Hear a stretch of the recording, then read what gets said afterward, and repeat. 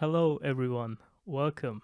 Today we have a new guest with us, a very interesting person that I thought maybe we can also bring to our channel and try to get some of his ideas to you guys. In short, he's called Miki, but let's start with what's your full name, Miki? Because it's I difficult am for me to pronounce. Mikuláš Vanoušek. Mikuláš Fanonsek. Okay. Did I pronounce it right? Almost. Almost. Okay. Can you maybe tell a little bit about yourself? A brief introduction to our audience. Who are you? Where were you born?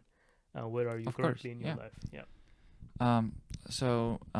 I am from the Czech Republic, from Prague, an outskirt of Prague. I came to Netherlands to start my bachelor Mm-hmm. this September. Uh, I study applied mathematics and technical computer science because I want to pursue a master in artificial intelligence, and I think this combination is quite handy for that. Yeah, interesting. And it's a double bachelor's, right? Yes, it is. Okay. It is a double bachelor's indeed. Nice, nice. I don't think many people take up that challenge, right? Uh, Not at this university, but I'm not sure how it is at different universities. But I don't think depends on how you define money. Yeah, that's true. That is true. Well, I have, well, in Compared to the amount of people who finish it, for example. yeah, yeah. But let's keep the definition of many abstract and Okay. use the same analogy to for me to bridge the gap that I have found you a man of many interests. Right? And I do have many interests. yes. Yes. And today we want to talk about two of your interests, Mm-hmm. which I found very fascinating, and I think maybe there is something in there that can that can help trigger some thought process for other people as well. Mm-hmm. And not all the time you are in that mind state to think about those things, but when you are, it's nice to get that message across. Yeah. So the first one is about good habits. I Mm-hmm. see that you have been trying to work on a lot of habits lately, Yeah. Yeah. like meditation, like going for morning runs, like intermediate fasting and stuff like that. So I would like to talk about that a little bit, and also the second is about your passion for technology, Mm-hmm. because I see that whenever we are talking, you're like, oh, this could be an interesting idea for an app. And I want to Yeah. understand Yeah. a bit your mindset. Okay, so let's start with the good habits. Yep. From ever since for a very long time, I think at least 5 years, Mm-hmm. I was unsatisfied with the state of my being. I wanted to improve myself, and I procrastinated a lot. I didn't have good grades in school. I didn't perform very well, Mm-hmm. and I just wasn't generally. I also wanted to learn programming, Mm-hmm. so for that I needed to do something outside of school that's harder than the easiest thing you could do. Yeah. And so I struggled with some self development, some positive change, Mm. like since I was 12 or 13. Already since you were Yes, 12 or yes. 13. And for the longest time, I felt like a fuck up. Okay. I don't know if I can swear on your Yeah, channel. yeah, sure. Okay. And yeah, I just felt like I always started, I had good times, I get good periods, mm-hmm. but it always lasted weeks. Hmm. And then I would drop into this like dopamine hell where I would play video games, watch YouTube, and waste my life away. Hmm. And long term hate it, but in the short term, it would be easier for me to live that way. I see, but this kind of realization that it's procrastination or you're wasting your time, was it your personal um, inner calling, or was it being projected on you from the society or people close to you? Well, it's hard. Like, I definitely felt that intrinsically. Okay. It wasn't an extrinsic thing, but maybe it was projected into me by the society the way they raised me. Mm-hmm. But I just wasn't satisfied with who I was. I see. And I tried so many times to change, and I always failed. Okay. And so I got into that state when you are somewhat doubtful Mm-hmm. if you can even if it's even possible for you, Mm. because you failed again and again. It's like a smoker who try to stop smoking 12 times. Yeah. Yeah. Yeah. You can try for the 13th time, but like that 12 times you failed is gonna be like a really heavy weight. Yeah. Yeah. And mm, I slowly but surely I transformed of like what my idea of success was, and that has helped me tremendously to now get to a place where for more than 6 months uh, I have some. Actually, it's a year now since the very beginnings of my positive change, Mm-hmm. and I had small periods that I wasn't as productive, but it's like the other way around. I would for Yeah. those would be like weeks of weakness, Mm-hmm. and yeah, so I'm very thrilled about that, and But. I Hmm. want to share that with the world Yeah. because I think I realized some very powerful things. Yeah. And while everyone is individual, and many people made it before me, and I listened to their advice, and not everything helped me, I still think that it's good to hear other people's stories Mm-hmm. because you can pick bits and pieces that will help you in Yeah. your journey. Yeah. Totally interesting. And also, I think that you might agree with me that all those failures, so to speak, or the struggles actually made it possible for you to get to a point where you are now more consistent, right? Like, had you not gone through them, maybe it was difficult to stay consistent or acknowledge the value of all the good things that you're trying to pursue now. Yeah, definitely. It made me frustrated. With it also,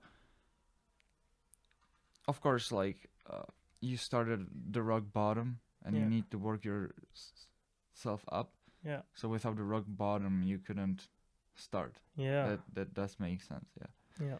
but Okay, okay. And then, so let's now start talking about some of the things that you are doing or pursuing. So this was the so journey. So now, my journey started with cold showers. That okay. was the first habit of mine. Someone recommended it, and he was saying that he took cold showers. It Mm. was actually more than a year ago in yeah, and I was like, he said that he will never leave shower without ending it with cold water for a certain period of time. Never. Okay. I was like, wow, this is extremely powerful.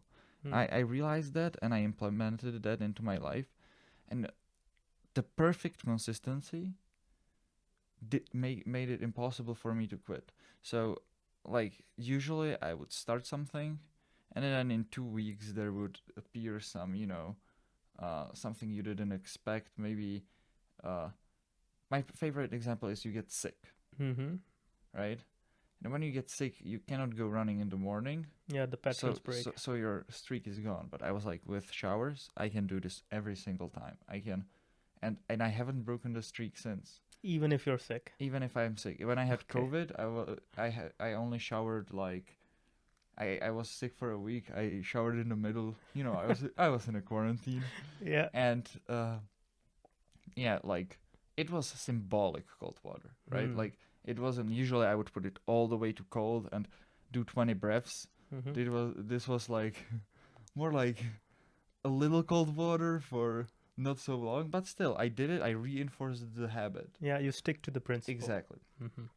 And that is something uh, that made it easier and easier because you are building that momentum, Yeah. right? Yeah. Yeah. You are so much less likely to break your habit if you have done it 20 times in a row Hmm. than if you haven't done it have done it twice.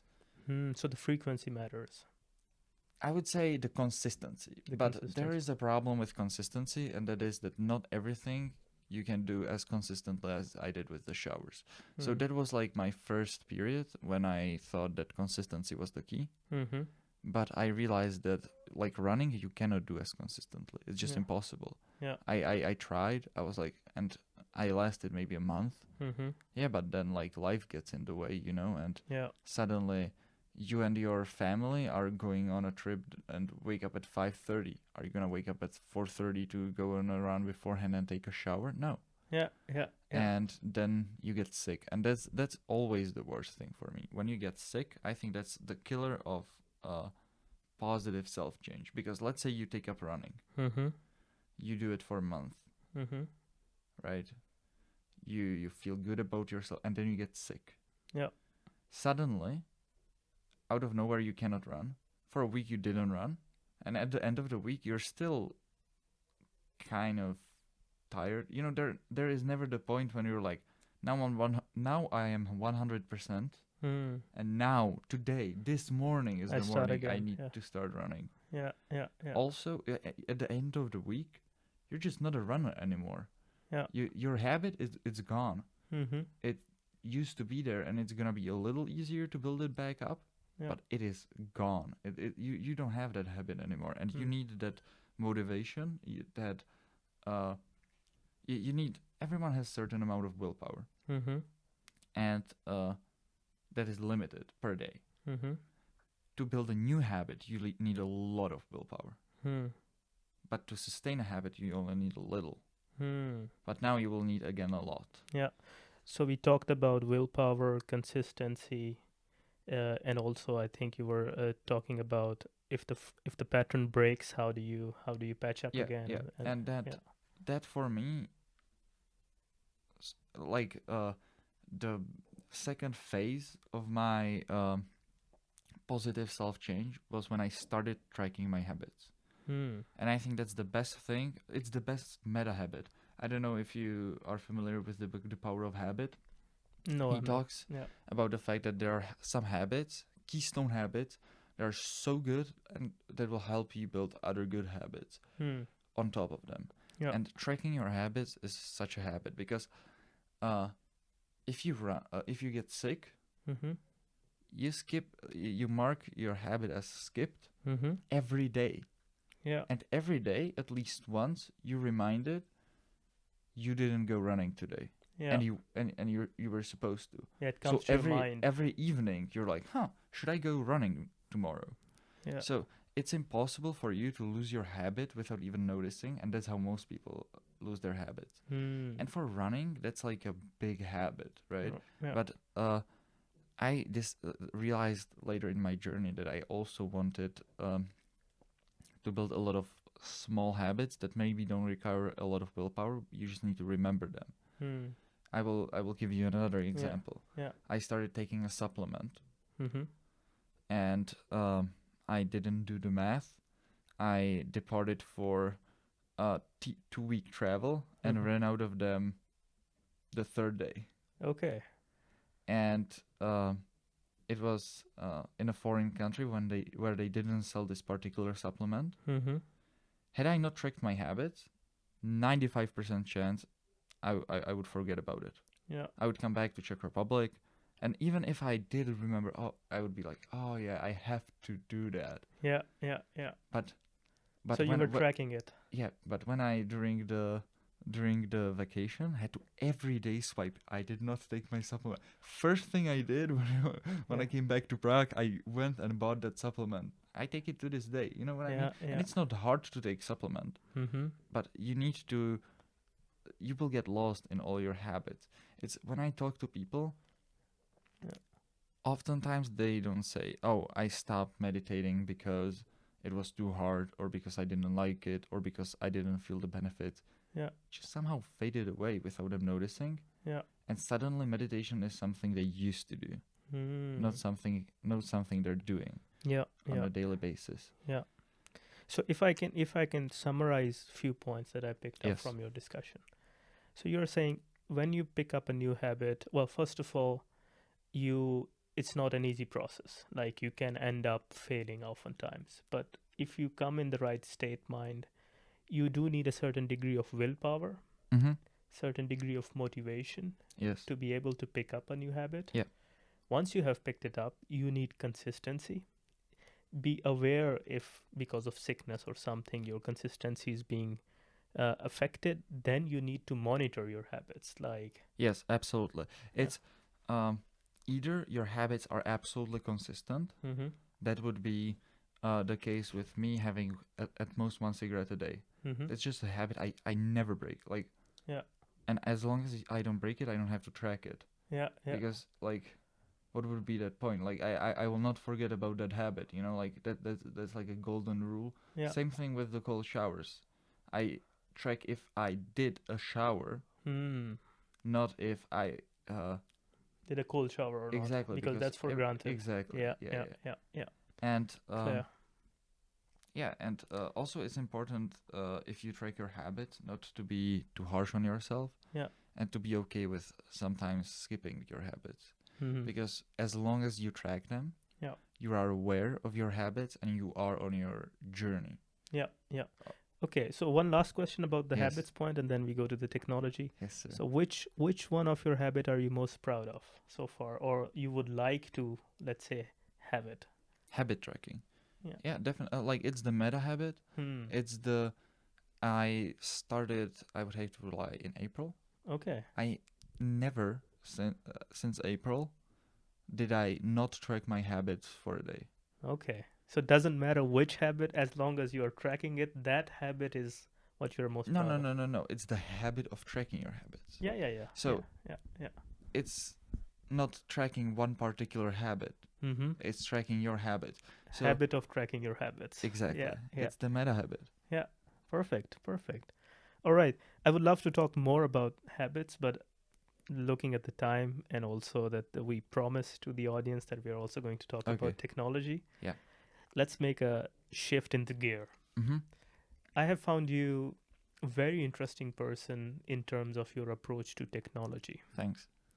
And I must say that um, you see a lot of business opportunities there. You see a lot of Mhm. ways in which seemingly normal things can be put on technology and actually help in the betterment of society. So I would like you to briefly uh, describe a bit your approach towards technology and how you see it. What are the opportunities you see? What are the threats there? What role do you think it's going to play in our lives? Maybe a overview of these points can really help the audience to pick up some things from your approach, I would say. Yeah, so I love how technology is simplifying our lives. Hmm. But I do see in this world that people often fail to adapt to technology fast enough Mm-hmm. Mm-hmm. and are poor choosers and it's like with fire. Yeah. Fire is a great servant, Mm-hmm. but a very poor king. Okay. What do you mean by that? It I mean that you can use fire Mm-hmm. to your own good, but if the fire becomes more powerful than you, Yeah. it's dangerous. It will burn your house down. Yeah. Yeah. So you need to keep your fire in check. Mm-hmm. And I think it's the same thing with our modern technology. Most people are burning their house down. Hmm. Like, I don't have a feed in my phone, Mm-hmm. or if I do, I don't. I manage to avoid it. Mm-hmm. I've always failed to do that with YouTube, Mm-hmm. and that was like this one feed that I've always been addicted to.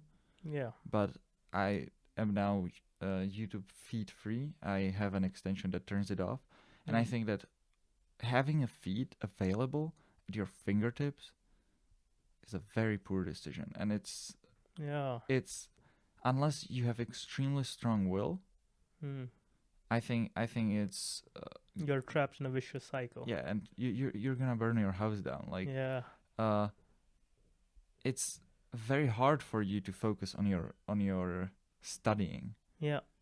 Yeah. I don't wanna be sounding too critical of like social media apps like Facebook and Instagram, but I do feel like there were times where, for example, when I had the Facebook account, I would just log in, scroll down, maybe 3 minutes, maybe 10 minutes, Mm-hmm. and at the end of the day was like, yeah, why did I do that? What was the benefit of it? It has things that unconsciously it affects you. So what I have done is I have deleted the Facebook account.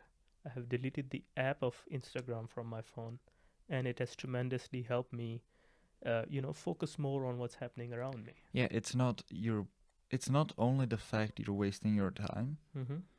it's also you're damaging your ability to focus through overstimulation. So even like podcasts that love listening to podcasts, and I think that under certain circumstances, uh, listening to podcast is a time well spent. When I was cooking lunch today, I didn't listen to a podcast Mm-hmm. because I think that being bored or like having nothing in your mind improves your focus when you come to sit with an activity such as studying. Yeah, yeah. I just want to add that you also have a podcast of your own. I do. I I will do link it indeed. to the channel, to the video, and we also had a talk there. So fascinating work. Keep doing it. Thanks. Thanks. I appreciate it. But coming back to your point of overstimulation, I think you Hmm. were saying, And that's not just like my opinion. I believe that to be scientifically backed. hmm, So yeah, I think the social media apps are a great example of how technology can bite us. mm-hmm. It's It's the fire thing. The yeah, fire becoming the king. there is this hypothetical. Mm-hmm. Uh, we're gonna I believe during our lifetimes Mm-hmm. uh, live to see an artificial intelligence revolution Hmm. that will change everything in a way that it will not be recognizable. Because when you achieve artificial general intelligence, Mm-hmm. there's not gonna be many jobs left. Hmm. And what people don't realize is that the improvement of artificial intelligence is accelerating. Mm-hmm. Some people believe that it's not exponential, it's exponential on two different fronts, both the algorithms and the computers. I see. I see. And people don't realize that at the point when artificial intelligence becomes general, Mm-hmm. it's not gonna stop and hang around for 20 years. Hmm. It and we're gonna get to a point where we have computers that are as intelligent compared to us as we are compared to ants. I see. I see. And uh, it is very difficult to guess how long that will take Mm-hmm. from the point where we reach artificial general intelligence. Mm-hmm. But it is very possible that it will be on the order of years. I see. And So in there our are, lifetime, you see that happening. yes. And for it's also hard to guess when artificial general intelligence will happen. Mm-hmm. But there are people well versed in this field Yeah. who Sorry for my ignorance. What do you mean by artificial general oh, intelligence? that's a computer that is as smart as a person. So Okay. anything a person can do, the computer can do it as well. Hmm. So if let's say you call your secretary and tell her, like some very general task that Or him. or him, Yeah. and it will be able to do it. Yeah. Basically everything that people do on computers, it will be able to do it. Of course, then you also have the problem with interaction with the world. Yeah. Yeah. But Physical world. yeah, exactly. But there are experts who believe that from this point to the point where the computer becomes many times more intelligent than person, Mm-hmm. it might only take days. I see. And in that time we will lose control over what's happening on this planet. Hmm. And so there is this hypothetical, right? Imagine an artificial intelligence that was tasked with optimizing paperclip production Mm-hmm. suddenly becomes super intelligent without anyone noticing or Hmm. realizing, Hmm. right? And the one measurement, the cost function uh, of the artificial intelligence, Mm-hmm. they're equivalent to our pass on our genes, right? So as important as it is for you to, for not only humanity but life on this earth to survive, Mm-hmm. that's how it's important for this artificial intelligence to increase paper clip production. I see. And like, people can turn it off. Mm-hmm.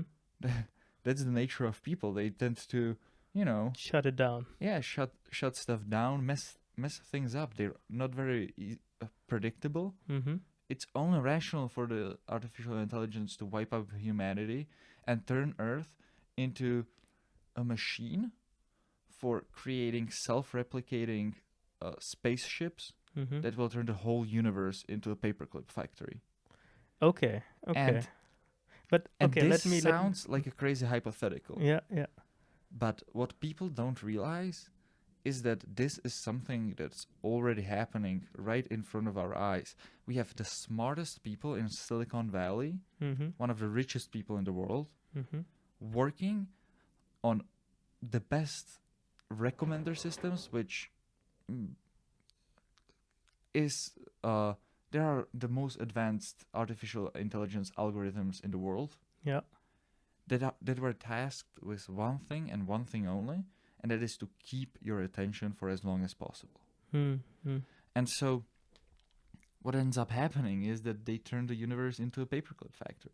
Yeah. And there was this case where YouTube recommended slim inspiration videos Mm-hmm. to teenage girls and Mm-hmm. turned them into anorectic girls because it discovered that that makes them come back for more of those videos. Yeah, yeah, yeah, yeah, yeah. Because it's not concerned with reality. Do you know how many times YouTube recommended flat Earth conspiracy theory videos to people? No, I have no idea. Hundreds of millions of times. Hmm.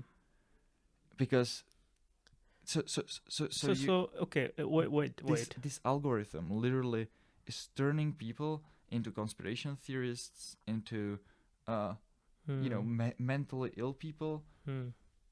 because it helps keeping them on the platform. Yeah. So let me Yeah.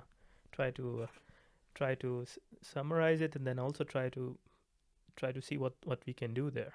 So one is more like these systems can affect human psychology and affect the basic human health, just to pursue some principles that we have set up so that Yeah. they can use the platforms more, those kind of things. The second is the risk them becoming more autonomous, more independent, in the sense that they don't even need a supervision, and actually any supervision that human beings can provide, they can try to outlast it, or overcome it, and then taking control of the universe. um, I am more of a positive oriented person, although I Mm-hmm. don't understand much the whole artificial intelligence world, so it's kind of like easy to say. But you having some understanding of it, what do you think is the role of young people like yourself to have known that these potential risks exist? What should we as humanity do to try to, yeah, put them in check, or move things more towards the positive direction instead of these risks, let's say? Because I give an example of the uranium enrichment. So it can Mm-hmm. create an Yeah. atomic bomb, but it can also create energy Yeah. Yeah. Yeah. and Definitely. medicines and stuff. Definitely. Yeah. Yeah. So what are your thoughts on that? Frankly, I don't know. Hmm. I the main reason why I decided to study artificial intelligence is so that I would understand it Mm-hmm. when it either destroys us or makes us obsolete. Mm-hmm. Because either way, I think it's gonna be the greatest invention people have ever made, and I wanna understand it. Mm. But how to? I don't think we solved the control problem. Mm-hmm. I don't think anyone knows, Mm-hmm. and I don't think there's enough people working on it. I think it's yeah, it's we're playing With fire. with fire. Yeah. Yeah, but Yeah. uh Okay. Okay.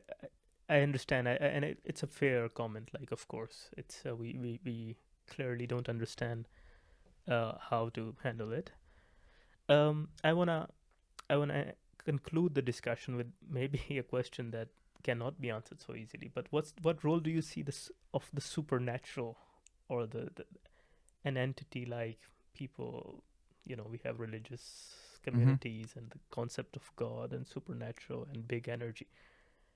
What role do you think that plays, if any, in solving this problem? What do I mean by that question? So, for example, we had the coronavirus. Okay. One way of looking at it is we had scientists working on it who studied the mechanism, developed Yeah. a vaccine. Now Okay. we have it. The other is maybe the supernatural helped someone come up with the idea, put this thought in their mind, they tried it, and then we have the vaccine. So things happening in parallel. What role, if any, do you see of the supernatural in if it comes to that point of the doomsday Okay. scenario that you're proposing?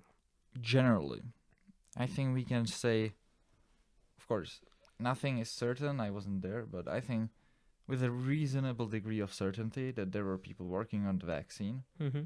They figured it out and they solved it. Mm-hmm. With supernatural, either whether or not you believe it, you gotta realize that's less likely Mm-hmm. than just stating the part you know, Yeah. right? So whenever you add some part to your story, you make it less likely. Mm-hmm. So for me personally, I don't see any evidence of supernatural. Mm-hmm. So I don't ascribe to it uh any significance. Yeah. Yeah. Yeah.